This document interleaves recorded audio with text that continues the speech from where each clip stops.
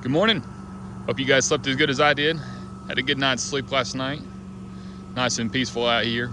Only had one vehicle pass me during the night, which is nice. This seems to be a pretty quiet area. I'm just outside of Reliance. No, excuse me. Well, I'm outside of Reliance, Tennessee, and between Tellico Plains, Tennessee. I came from Tellico Plains yesterday and got to here. So it looks like for today's journey, gonna be traveling the rest of the way into Reliance, Tennessee, and then Isabella, and then Chatsworth. We'll see how far we get exactly. What's interesting to me is it seems to be about 100 miles a day is all you can really do. You can push and do like 120 or more, but really about 100 is all you can really do right now. Maybe once we get out west a little bit where it's, flatter and, more open and just straight, maybe we can do, 150 miles a day. But at the current rate, we got a long ways to go. We got a lot of days to go. So just had some breakfast. Go ahead and get everything wrapped up and let's get rolling down the road.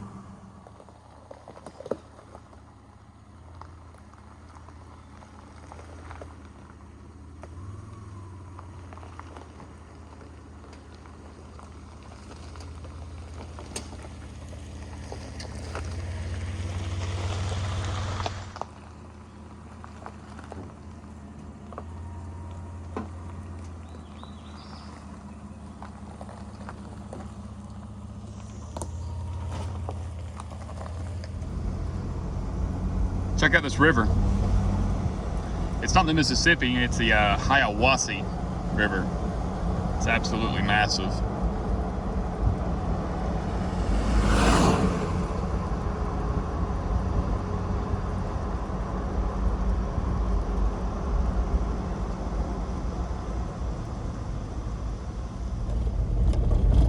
Something funny just happened. I couldn't get to the camera quick enough, but remember the guy I was talking about yesterday where we was traveling in the Forest Service roads and he went flying past me, and then we went further up the road and then he came back by and I was thinking maybe this tree down or something.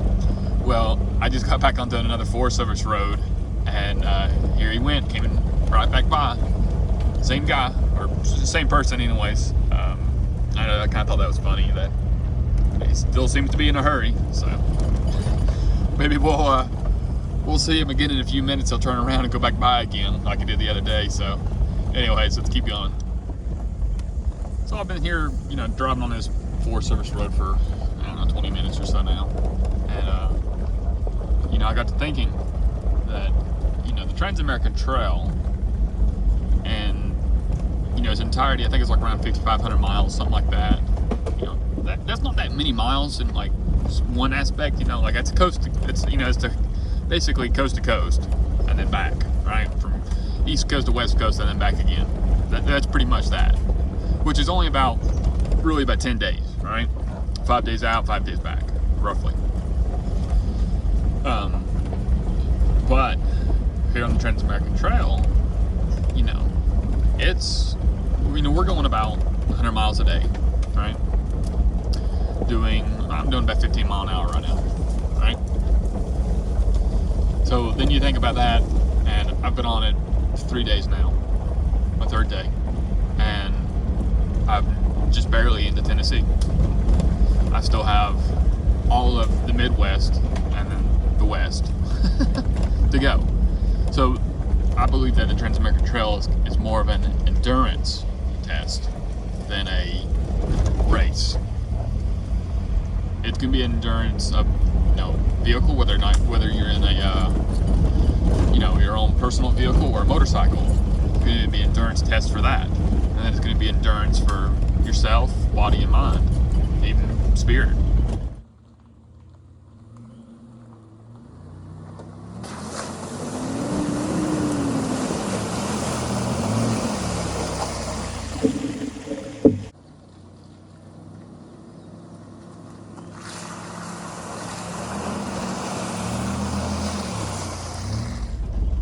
The trail's finally kind of turned off into some rough stuff again. There's nothing too extreme, it's just really rocky, so it means you gotta crawl across it to not break anything and jar you at the seat again. But you can definitely, it seems to be that how it seems to go is you know, have a little bit of asphalt, and then that's followed by Forest Service roads. And then from there, on that Forest Service road, you turn off to another Forest Service road that seems to be a little bit more rough and less traveled, such as this one. And that's been my experience so far, as like you turn off the main road onto a Forest Service road, and then onto another Forest Service road that gets a little rough like this. But nothing technical, just, you know, a little bit of rock climb, you know, like maybe 8 to 12 inches worth of rock climbing kind of deal in some sections. So nothing really extreme or anything, just gotta take your time.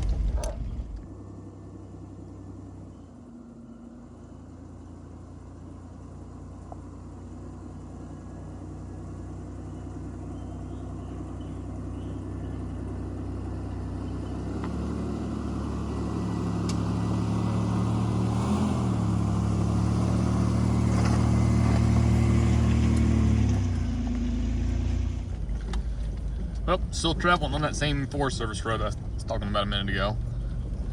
It's slow going and gets narrow in some spots with a complete drop off on the other side.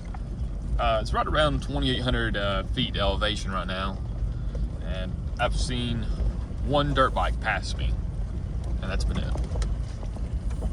So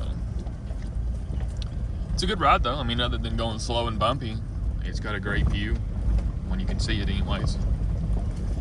It's like we're on top, or like basically on top of the mountain here, but on just the side of it, so we're like kind of going through the trees on the side, but just a little bit off the road is straight up and down. And then a little bit past the trees from that, of course, is the view, which I haven't found any places that allow for a real good look of it. Found one little spot that I could look out and see the view with.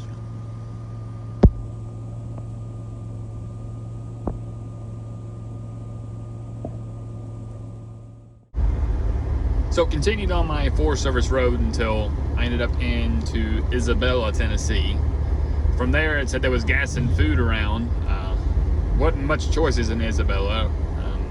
So I looked it up and found some places over here in Mccaysville, Georgia, which was only about 10 minutes away. Ended up going over here to Mccaysville, Georgia.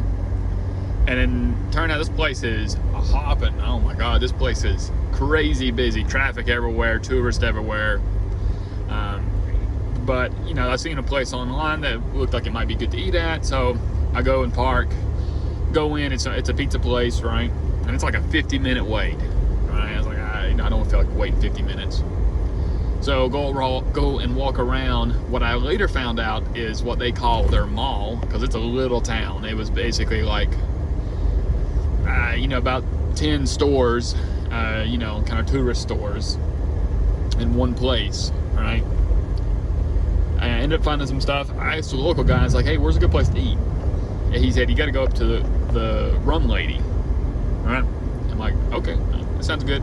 It's a Cuban place. So I was like, okay, go up. Go, and the name of this place is called the Rum Cake Lady, which is actually, she was super nice. It was a really nice place. And I got a Cubano, and it was really good. Now, the local shop recommended that I get one of her rum cakes. He said it'll change my life. So I got one. I haven't tried it yet.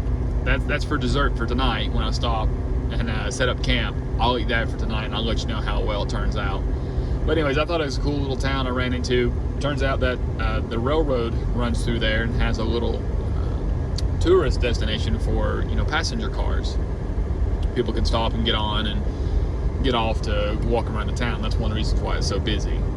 So anyways, so went and been a tourist for a little bit and had some good food and walked around a bit, and now it's time to head back and get on the trail. So something I believe in is being not lazy when it comes to overlanding or off-roading. And I hadn't been abiding by my own rule, you know, of paying attention, right?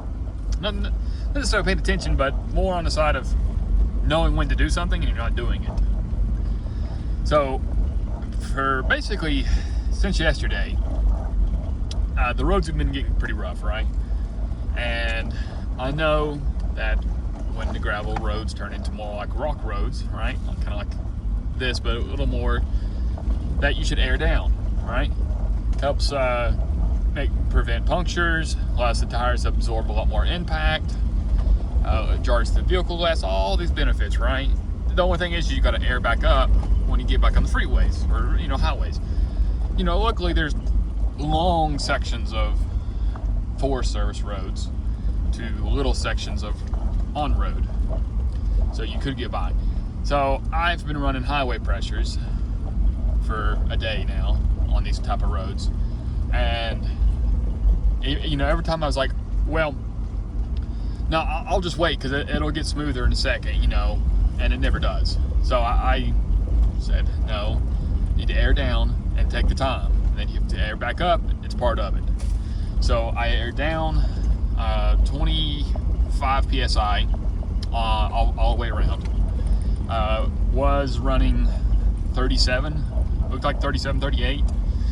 I guess that's whatever the tire shop that put my tires on put them at. And I wish I'd have done it sooner. Oh my God, it rides so much smoother. You don't feel every bump. It goes over most rocks, you know, not even hardly feeling it. So, lesson learned, air down when it's going to be long sections of Forest Service roads or even off-road or whatever to the correct pressures for what you're driving over. All right, so I made it to camp tonight. I actually ended up stopping a bit earlier than I usually do. Stopped right around 3 o'clock instead of usually like 5, trying to maximize my time, but I couldn't leave this one behind. I feel like I've been here before, even though I know I haven't. It's actually a really big campsite, well, you know, usually for a lot of people. But one of the things I liked about it was this over here. I have my own personal little swimming pool. So I went ahead and took advantage of that. Took a bath, a creek bath, washed some clothes. Was gonna get some water, but ended up not being able to because my water filter wasn't working. So that's something else I'll have to get in town. But yeah, I decided, you know, it's a Sunday, so I figured I'd just sit around, enjoy my leftovers I got from when I was in town. There's actually internet signal here, surprisingly, so I can watch some, you know, movies or whatever I want to for tonight. Usually, you know, most places don't have any signal whatsoever. And I actually had downloaded a movie to watch, but I ended up not needing that. So yeah, I'm just gonna go ahead and relax, enjoy the rest of the evening, and living the good life.